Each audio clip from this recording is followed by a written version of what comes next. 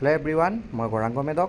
আজি এছাইনমেণ্ট এটা পাইছোঁ, ছটা হাতীখন লৈ পিনে মাল লোড কৰিবলৈ। এতিয়া মই গৈ আছোঁ বাগান, ছটা হাতীখন তাতে আছে আৰু আজি বতৰটো বহুত গৰম। পালোহি বাগান, এয়া ছটা হাতীখন ষ্টেণ্ড হৈ আছে ইয়াতে আৰু স্কুটিখন থৈ দিলোঁ মই বাগানতে। যিহে গৰম, মই গাড়ীত বহাৰ লগে লগে ঘামি গ'লোঁ গোটেই আৰু বিশ্বকৰ্মা বাবাৰ নাম লৈ মেলি ওলাই দিলোঁ মই। গাড়ীটো ৰানিং হোৱাৰ পাছতে অলপমান ভাল লাগিছে। যি ধুনীয়া বতাহ, যিহেতু এচি নাই গাড়ীত, খিৰিকীকেইটা খুলি নেচাৰেল হাৱাই খাবলগীয়া হৈ গৈছে। এইটো গাড়ীখনত যোৱা সেয়া এটা মজা।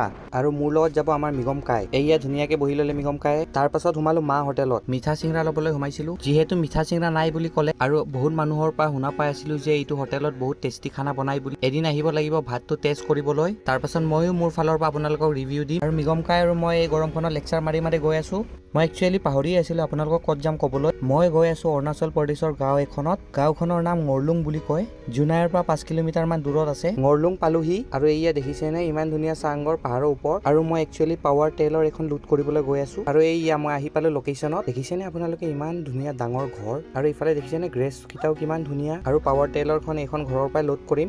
আৰু এইখন ঘৰত 4টা মান ডগি দেখা পালো। আৰু মোৰ ফেভৰেট এইয়া কিমান ধুনীয়া মেকুৰী, আৰু কালাৰটো চাওকচোন। আৰু এইয়া কি দেখা পালো চাওকচোন। নামটো মই পাহৰিছো, যদি আপোনালোকে জানে মোক কমেণ্ট এটা দি দিব। বলক এতিয়া লোডিং কৰি লওঁ।